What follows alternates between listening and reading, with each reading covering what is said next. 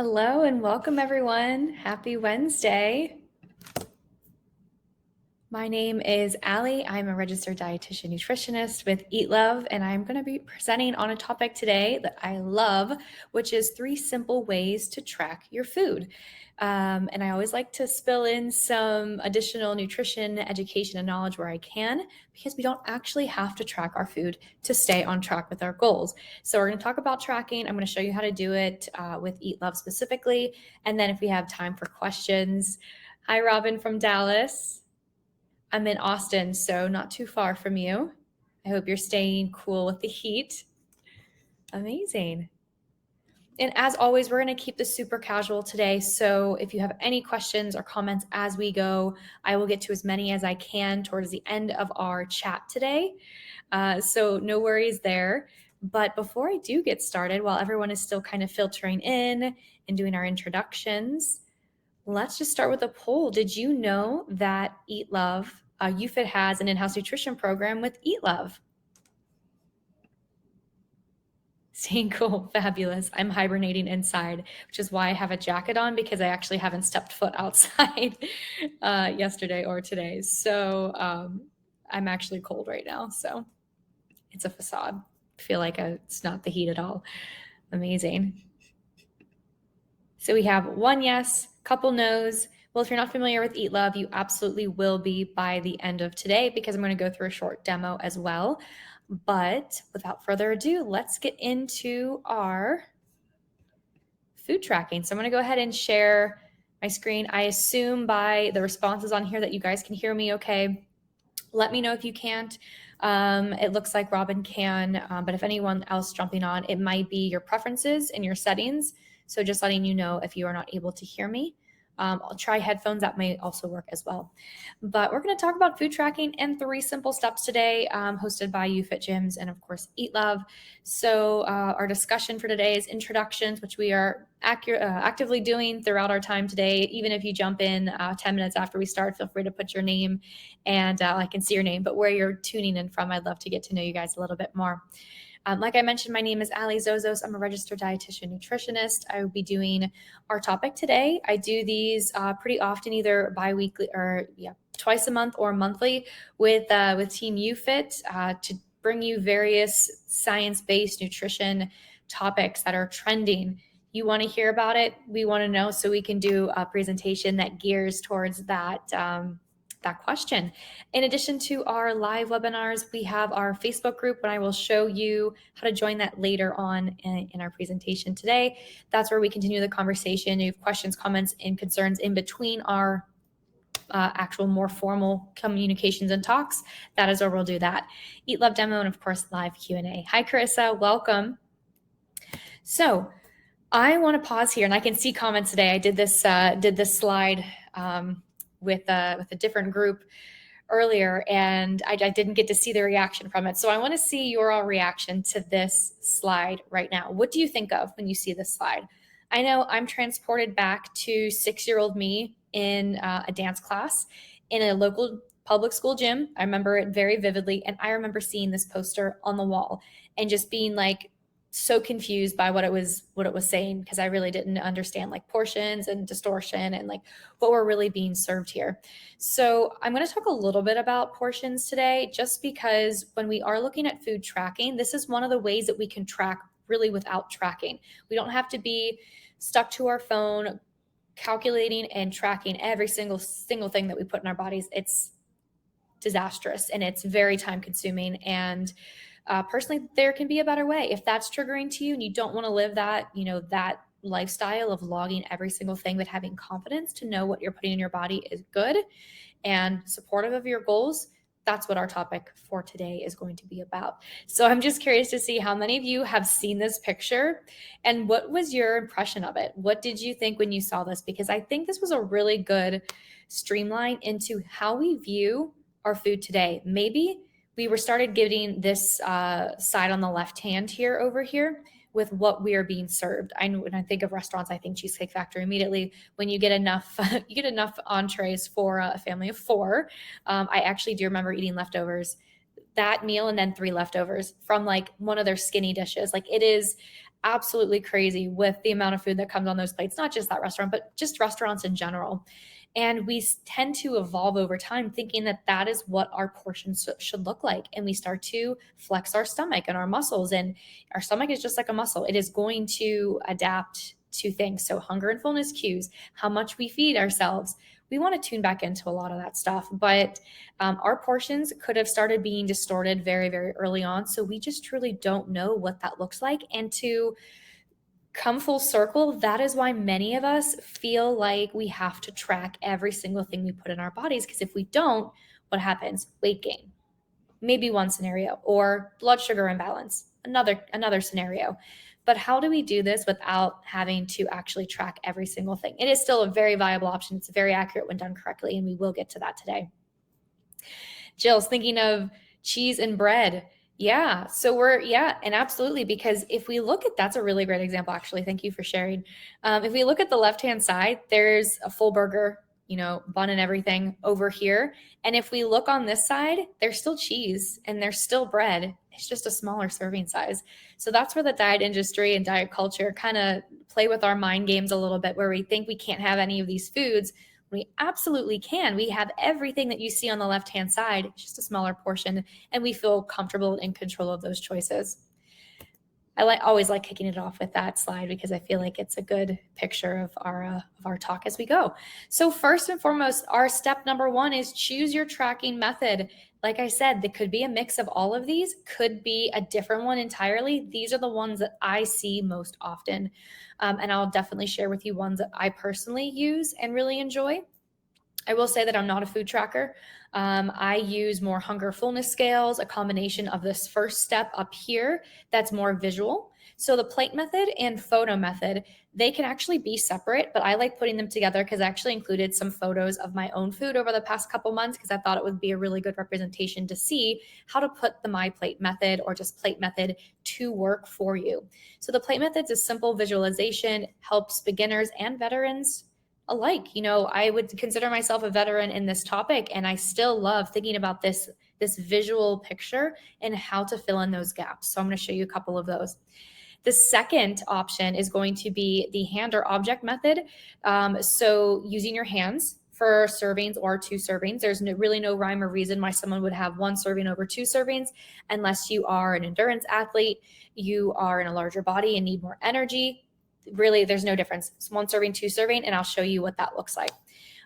Digital food tracker, EatLove is going to be your go-to for that. So if any of you have EatLove now, if you didn't know you could track your food, you absolutely can, and I will show you a little bit about that today. It is a high risk of error if you are not familiar with serving sizes, which is why I want to go through what serving sizes actually look like today, but can be a very good, accurate picture if it's logged correctly. And on top of that, you can actually export a nutrition analysis. So let's start with the My Plate method here. I love using the Harvard Eating Plate as an example because it incorporates a couple of things that the USDA My Plate does not. First being emphasis on fluids in water, not just dairy. I think dairy is fine in moderation. We can have dairy every single day if we want to, but it doesn't need to be the focus of every single meal like the USDA plate does have a serving of that. I would rather focus more on fluids because fluids are something that we do not get enough of, most of us. It also highlights the activity portion, which the My Plate does not. And this doesn't just, let's, go to the gym 7 days a week and not listen to our body when we need rest. This is just feeling active in movement. So parking your car further away from the grocery store, or doing a lap around the grocery store before you actually start shopping, taking the stairs when you can, just being more active. And I think this plate does a really good job at highlighting that. In addition to healthy oils, and I have prefaced this by being extra virgin olive oil, avoiding partially hydrogenated oils when possible, because we know, and I've talked about this many times before in some of these talks about anti-inflammatory foods, which was, I think, our most popular webinar to date. So if you didn't get a chance to check that one out, that is on the YouFit YouTube channel, which I believe was the most highly requested and attended event there. So we talk all about antioxidants, anti-inflammatory foods, extra virgin olive oil being one of those main ones that we can get. When we can get it in our diets, we can do a lot of good for our brain and body. So if you guys are watching this and you're at home and you want to take a screenshot of this page, feel free to do so, because this is going to be something that I want you to sit with and learn and start to adapt in your day-to-day. I absolutely love the My Plate method. I think it is wonderful when it comes to getting more plant-based foods in our diet in general, because if you look at this, fruit, non-starchy vegetables, whole grains, and starchy vegetables are all plants. These are all plants. 75% of your plate can be plants. And then we have our healthy proteins, which if you are vegetarian or vegan will be plants as well, whether that's tofu, beans, nuts, seeds to make up that protein piece, or salmon, chicken, lean beef, anything like that. But the majority of your diet is going to be plant-based. So absolutely, when we say plant-based diet, we don't mean you're a vegetarian, or we don't mean that you're eating vegan. We mean that you're getting more and mostly plants, and that is the base of your diet. So feel free to read some of these additional captions here about what is included in these topics, but I'm going to continue on to what that looks like in real life. So these are some actual photos of my dinners over the past couple of months. The one on the left-hand side is a teriyaki salmon glaze with a lacinato kale or dinosaur kale with some pine nuts, olive oil, and vinegar. And then I just have a plain quinoa on this side. So it's very similar to the My Plate, where I don't have fruit at dinners for the most part. I may have some for dessert, but usually my fruit's earlier in the day. So it could, this box here could also become non-starchy vegetables depending on the meal. So that is what my plant or my animal focused protein looks like. And on the right hand side, I have a couscous. So this is a plant-based option, couscous burger. So the couscous, and then there's also eggs in there to give it more animal protein, but it is still more of a vegetarian dish. And then I have a whole side of extra virgin olive oil, cucumbers, and tomatoes, which make up half of my plate. And then I have like what I would categorize as my protein dish. Not necessarily that it is a full-on protein. There may be beans in this one. I can't exactly tell from here. I can't remember. Actually, I think there are chickpeas. Both of these recipes are in the EatLove database. Cannot recommend the couscous burgers enough. They are fabulous. So plant-based option, animal option. And then I have a lunch over here, which is a turkey roll-up with cheese, some Mary's Gone crackers. I absolutely love these things. If you like the unami flavor, like very savory, kind of seaweed-like, these crackers are for you, extremely hearty. And then I have some vegetables. So this, again, half my plate is plants. And then I have my animal proteins. This was a really quick, in a pinch lunch that I had. And then the one on the right-hand side is actually a picture of a restaurant meal, which I have another bao bun down here with chicken in it. But you can see there's vegetables topping it. I have my protein. I have my carb from the bao bun. And then I have an extra side order of just sauteed spinach to have with it to get another vegetable in my dish, because you can apply this method at home or out to eat. You can also see I have a little drink here on the side. So there's always about that balance and being able to apply it where possible. And of course, there's always water. It's not in the picture, but water always. So our general serving sizes, when I say this is the second option of the first step, is to choose your method. Like I said, it can be a mix of all of these, but realistically, you're not going to be going out to restaurants and things like that with measuring cups in your purse. Maybe you are, I'm not sure. But for the most part, you're going to be using measuring cups when you're at home. But when you're on the go, it's kind of hard to visualize a measuring cup and the amount. So that's why I've assigned a couple of everyday objects to some of these things that you can use in a pinch. So for our cooked pasta or rice or cooked beans, those would be a half cup, just a general serving size. And I'll get to the difference between serving size and portion size in a bit. But the general serving size is about the size of a tennis ball. And then we have our vegetables or our breakfast cereals, about 1 cup or the size of a baseball. So a little bit bigger than a tennis ball. For our nut butters, we have 2 tablespoons or the size of 2 postage stamps. Also, some of our thumbs could also categorize as that. I'll get to the hand versions of these in the next slide.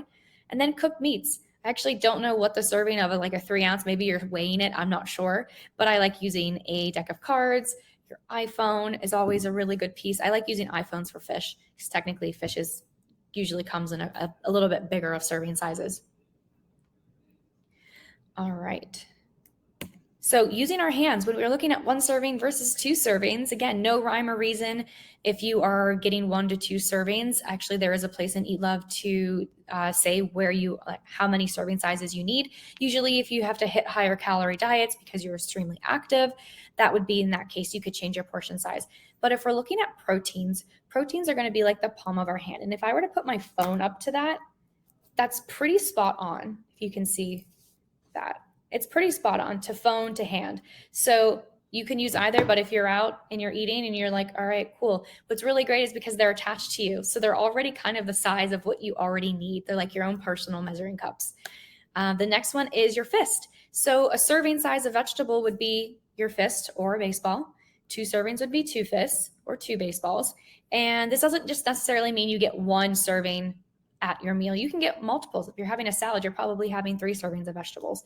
Easy way to get vegetables in through the day, not saying that you need to have a salad every day, but just a portion size of vegetables would be that. Next up, we have our grains category. So bulgur, farro, rice, potatoes, anything like that is going to be like the dip of your hand right here. I'm super not flexible at all right now, so my hand is not bending the way I want it to. But like the dip in here would be about a 1/2 cup of those grains. Those would be cooked as well. They believe they're about a 1/4 cup dried. And then lastly, we have our butter and oils, your thumbs. So the very tippy top of your thumb right here would be your teaspoon. Again, like I'm using olive oil pretty consistently throughout my meals. If you are adding any type of oil on top, usually when we're looking at like macros in general, our proteins, if you are an animal, if you eat animal proteins, and the way that we prepare our animal proteins are going to be satisfying that fat component of our dishes. So I would go on record saying I have extra virgin olive oil at least 2 meals out of the day, either finishing my dishes, cooking my proteins, anything like that, drizzling on top of grains and or salad greens. These pictures back here, besides this one, I mean, these 2 all have extra virgin olive oil in the preparation method with both of these dishes, because I put these on the stovetop, these couscous burgers. I definitely drizzled oil in the quinoa and I drizzled it on top of the vegetables for both. So it's very prevalent there. I'm definitely using more than a teaspoon, but that is a difference between portion and serving sizes, which I'll get to in just a minute. The last point of the 3 ways to pick your tracking method is to actually log it into your phone onto EatLove. We have a food logging system here. So when you log in, this is what it looks like, kind of Spotify playlist of meals a little bit. And then there is an option to do your daily log down here. And then you can add food. You can take pictures of food. You can scan food. You can pretty much do whatever you would want to do on like a MyFitnessPal type of thing. We know MyFitnessPal is not very accurate. So if you're looking for accuracy, that is not the way to go. It's crowdsourced data. No one is verifying that. So if you want very accurate data, we have to at EatLove, because we are integrated with large healthcare systems in transplant units where macros and micros and nutrition data is very, very important, being as specific as possible. So you can see here that as you add and log your food for the day, you will get a pie chart of your macro breakdown, what your actual goal is and where you are so far in the day. So the numbers are readily available for you to see as you are logging. Any recipe that you use in EatLove, let's say that you actually wanted to log this chicken roasted veggie dish over here, it would be pre-logged for you. All you have to do is confirm that you ate it and it's already logged. So very minimal logging needs to take place if you are utilizing the recipes recommended to you based on your nutrition prescription. Lastly, you can actually export this fully to actually have a printout. It becomes an Excel file. So you can say, I want these last 3 days here, export it. The nutrition analysis will give you a full comprehensive breakdown of what your averages are, where you are in terms of RDAs for your gender and age. There's also a weight log in here if you want to export your weight all time, as well as nutrition insights or food insights, which will give you the top 10 food dishes in that particular nutrient. So you're like, doctor wanted me to cut back on saturated fat. Let me see my saturated fat sources. If you're seeing things like extra virgin olive oil or even fruits or vegetables in that saturated fat top 10 list, you know you're doing pretty good, depending on how many days are logged. But if you're seeing butter and red meat and processed and packaged foods at the very top, maybe there's room to work and reduce some of those with something a little bit more supportive towards your goals. So we always believe in real time, real data for real results. So this is one way to do that. Amazing. So the second step in the 3-step process is to tune into your hunger and fullness scale. There's many versions of the scale floating around today. I am a huge fan of this one because I like the use of our favorite. Thanksgiving is my favorite holiday for the food, for the family, for everything. But I absolutely love this version of it because I want you to focus on 1, 5, and 10. These numbers may feel different to every single person. I had someone earlier who said they're an endurance athlete. So if they were eating to like a 5 or a 6 on the scale, they would be hungry rather soon after. So the scale, maybe they're a 6 or 7 on the scale for them to be that where it feels comfortable. So it is, we can say that if we wait till we are a 1 or 2 on the hunger fullness scale, we are more likely going to eat to a 9 and 10. That is just how our body is going to react when we get food after a really long time without having food. So if you're wondering why you are overeating at meals and you're not feeling in control of your choices, take a peek at the last time you ate. If it has been hours, 3+ hours, and you're not sure why you're craving sugar or overeating or having binge episodes later on in the evening, that is absolutely one of the reasons why. It's just because you are not eating consistently enough and you're waiting too long to actually start your meal.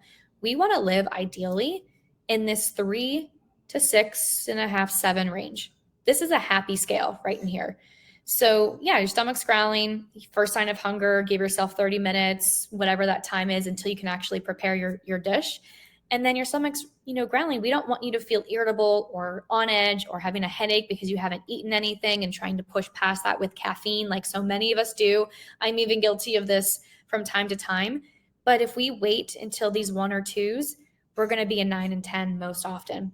We can absolutely live in this 3 to 6.5, 7 range, and we can stop when we're full, but it's trusting our hunger and satiety cues. And that goes a lot with mindful eating, which may be a really good topic to present. I don't think we did anything specific on mindful eating just yet, but that might be a good one. If you guys are interested in that, let me know in the comments. So lastly, our third step is to check in and adjust as needed. A portion will be different from person to person. So I want to talk a little bit about the difference between portion size and serving size. Serving size is what you see on a nutrition facts label. And traditionally, that is what has been standardized among very similar products. So cereals would have the same serving size. So you could compare the nutrition information from cereal to cereal, bread to bread, bean to bean. Everything is going to be the same serving size so that you can see the differences in added sugar and fiber and fat and everything else on a nutrition facts label. So that's going to be different from person to person. A portion size is actually how much you end up eating at that sitting. So let's say the serving size of a glass of milk is 8 ounces or 1 cup, and you end up having a glass and a half, so 1.5 cups. That's your portion size of your milk. The serving size is 1 cup. Doesn't mean that you have to eat the serving size. They are guidelines and suggestions of a baseline, depending on the person, depending on the food, depending on the activity and the goals. That serving size is going to change, and that becomes your portion size. There were even updates to the nutrition label recently that are now using more of what someone would actually eat at a sitting. So how much am I eating? And there's actually on the label now, you'll see what 1 serving is. And then if you were to eat the entire container, things like chips, like Doritos, I see this a lot where, yeah, there's more than 1 serving in that. But how often are you going to stop if it's like an individual size bag? How often does that person stop at 1 serving? Usually you're going to eat the whole bag, and that's perfectly fine. It just tells you now it's a little bit more blatant of what is a serving, what the entire nutrition is if you were to eat the entire bag. Because if you have more than 1 serving in that bag and that number wasn't there before, you would say, okay, I had 1 serving, but you didn't see on there that this bag contains 2 or 3 servings. So you would have to multiply the nutrition facts by the servings that you actually ate. So it's nice to see that information coming out to kind of reduce consumer confusion when you're purchasing goods and foods. So let me know if you've noticed some of those nutrition changes or label changes in the comments here. Chris and Shirley, interested in mindful eating? Fabulous. I'll relay that onto the team. It's one of my favorite topics as well. Your portion may be different day to day. So if you are training for a race or doing a lot of spin classes and you go Monday, Wednesday, and Friday, and you are not on Tuesday and Thursday, and you don't need the extra serving of grains on the Tuesday and Thursday. So your portion may be different based on your activity for the day. And of course, there's no one size fits all approach. So definitely tune into your hunger cues and apply the scale as you are learning that framework. So with the time we have left, I'm going to fly through some of our really great benefits at EatLove. And if you have any questions, feel free to put them in the comments here. But we are personalized nutrition for making both meals at home and dining out. So we're custom and flexible for every client. So basically, we're taking these 4 million different dietary factors into your day, your health goals, your family, your serving size, your likes and your dislikes, your skill level, how often you want to cook your dinners each week. We're taking all of that, shopping habits, kitchen equipment. There are 4 million different dietary factors. It's crazy to think about. I can't even fathom that number. But we're going to give you inspiration and on-demand meals that fit every single one of those. And it's food that you can easily buy and actually cook. We're not going to give you ingredients that you've never heard of. We do have some fun ingredients in here that maybe they're not a part of your diet, but they can be. And you can expand your variety, or you can swap it for something that you're more comfortable with and evolve your palate as you feel comfortable. So I'm going to go ahead and share my screen here. I go over to my windows. I'm just going to check to see if you guys can see that. It looks like it. Okay. All right. So when you log into EatLove, you will see this. We also have a really great app that you can access through the YouFit app as well. I believe EatLove will just be listed under it as a tile. So when you log in, we also have a really great desktop option that I like for expanded view. So if you're doing your meal planning all at once and you want a really big picture, I absolutely love using the desktop for it because I can see everything. So since I can see everything, I actually go over to this expanded view where I can literally see everything for the week. I'm just going to clear this really quickly and go back. So you can see here that I have meals on demand inspiration coming in for breakfast, lunch, dinner, and snack until I say that I don't want anymore. So if I go up here, I can change any of these meal preferences to who's eating what when. I have family members added. I can adjust my food avoidances. And these are all questions that you would ask during the onboarding process. So if you have picky family members who don't eat 8 different things and you have no idea what to make, this is going to be a really good option for you so that you can actually find dishes that fit everyone's needs without having to answer the question, what's for dinner, every day for the rest of our lives. Because that's, the sad reality. We have to figure out what we're going to eat for dinner every single day. So let yourself be able to take a mental break from time to time and let us do some recommendations for you. We are also integrating with meal kits and ready-made meals in just a bit. So stay tuned for that because there will be a setting where you can select, yes, I want to see ready-made meals and meal kits and have those recommended so you can heat and eat your dishes or have everything pre-portioned and ready to go whenever you're ready to cook. Cooking and shopping would include kitchen equipment, things like time, skill level, leftovers, all that good stuff. But let's say that you're not really feeling this raspberry banana yogurt. That's just what was recommended to you based on all those 4 million different dietary factors. From there, you can actually go ahead and swap a choice for basically thousands of different options that still fit your nutrition prescription, but it's giving you more variety. If you have eaten the cinnamon raisin oatmeal with sliced oranges for the last 3 weeks and you're tired of it, but you're not sure what will still fit your nutrition prescription and your goals, the smart choices are going to be your go-to option for that because you will be able to select something that really fits your goals. You could even make it simpler if you wanted to and repeat this dish for the entire week. That's what I do. I do 4 or 5 dishes a week. I make it super simple. I'm not trying to reinvent the wheel here. I'm getting good nutrition and fueling my body. I don't need to have 21, 14 different meals. I'm comfortable with 5. We all have busy lifestyles and schedules. So you want to make sure that you're doing, the best you can with the time that you have. So I know breakfast, I'm not spending more than 5 minutes preparing. Snack, neither. Maybe lunch, I have 15 minutes to prepare. And dinners where I'm going to give myself a bit more time. I love cooking, and this is my escape for the day. I like to get a nice stress relief from cooking in the kitchen. But I only want to do that once every couple of days. I don't want to do it every day. So you can really streamline this process to be whatever you want it to be. And then you can add your dishes to your grocery cart. Let's say I don't have a dinner listed for Friday because I'm on the go. I can actually use restaurant meals, search within my geolocation, and maybe I want to see what Chipotle has on the menu.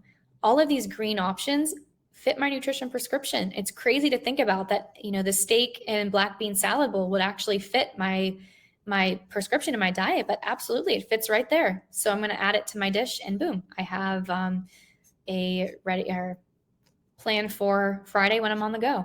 But everything else gets added to this grocery cart where I can make changes to it. I can check things off that I already have. I can add a la carte items. You don't need to use EatLove recipes to use the grocery list and the online portal to order your groceries, which is amazing. So in case you wanted to add your own family recipes, you could do that as well. And then when you're ready, you can buy online through one of our partners. And it can be delivered directly to your doorstep, saving you lots of time. The last thing I wanted to show you today, besides our recipe search, which we do have about 7,000 registered dietitian approved recipes, and you can actually schedule these directly into your planner by hitting schedule, selecting the date and the meal. We also have a really decent filter. There's about 14 different filters within the filter that you can filter based on meal type, cuisine, type of ingredients, avoidances, skill level, even macros and micros. So it gets very, very granular for the thing that you're looking for specifically. Italian dinners that are kid-friendly, that have less than 6 ingredients, that takes me 30 minutes to prep. You can get as specific as that. And then our daily log, this is where you can track your food. And what I absolutely love for the way to track your food as you are tracking and without tracking. So as I mentioned earlier, if I'm using EatLove recipes, I have a pre-log option. So I can just confirm, yeah, I ate these. That was easy. And then I can see that pie chart pop up here. So I know exactly what I'm taking in because it's telling me exactly how much to eat for this. Another way to track your food is taking that photo. So if you want to take a photo of your meal and compare it and take notes on your hunger fullness, another way to track without tracking. But if you want to get that very, very specific nutrition analysis report as you are first starting with this, we have that option to do that analysis. The food insights was the piece I was telling you about, the top 10 options, and then our weight log for like all time. If you are tracking your weight like the past 6 months, you could do that and actually get a graph of your ups and downs and any plateaus that you would see. So that is everything with EatLove for today. I'm going to come back to our chat. Let's see here. Stop sharing. I know we have a couple of questions in here. Carlos, greetings from Miami. Trying to burn fat while toning, still building muscle. Yes, absolutely. So you would probably, if you haven't already joined EatLove, there's a muscle gain option, which gives you a bit higher in protein. And then you could always reduce the calories for a calorie deficit. I'm a huge fan of micro deficits. We have a couple of trainings and webinars on muscle gain, macros, and nutrition on the YouFit YouTube channel, which I'm a huge fan of. Yeah, the meals are really delicious. And you can really use them as a framework too. I'm usually like I said, I love cooking. I love experimenting with the 3 times a week that I make a dinner. I really want to create something that's really great and nourishing. So I may use the framework, but maybe it calls for asparagus, but I have green beans from last week. I'm gonna use the green beans. We're going to get a little exciting there, and I'm going to save myself some money in the process. So I would do the muscle build template and then just change your calories to something a little bit smaller. I wouldn't even go 500 a day. I'm a fan of 350, 250 even. Micro deficits are where it is at. Is there a sweet spot of how late we should be eating? Really fabulous question. It depends. That's going to be my answer to every single thing and every single question that anyone has with nutrition is it depends. And that's because if your day is heavier in activity and you are hungry after 7 o'clock, there is no reason that you should restrict yourself of that, whether it's a snack, whether it's a full meal, whatever that looks like for you. The later into the evening, though, you want to have a little bit higher protein so that you're able to digest it longer because you are getting ready for bed. Your body's preparing for rest. So if you give yourself like a pre-workout nutrition meal, like I have watermelon in the fridge right now, so I'm thinking of watermelon, really high carb, giving me energy.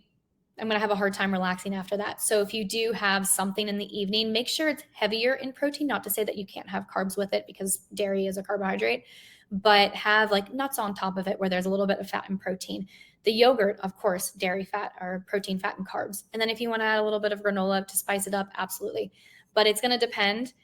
There's really no time that says 7 p.m. is when we should all stop eating. Nutrition is way too individualized to give a blanket recommendation like that. It's going to be where you feel comfortable unwinding, and to the point where it doesn't affect your rest. Like, are you having trouble sleeping if you are eating at 8:30, 9 o'clock? Maybe we move that up an hour and test from there. Yeah, Chris, so the restaurant options are so convenient. And like, some of these restaurants do a really good job. I always love using Chipotle as an option because there's so many dishes. There's so many dishes in there that work. Starbucks also does a really great job in there. I think there's 47 for at least my profile. It's going to be different for every single person's profile, but there's a lot of green on that board. And that's what's good to know, because life is busy. We're running, we're on the go, we're running errands, we're grabbing something in between our next meeting.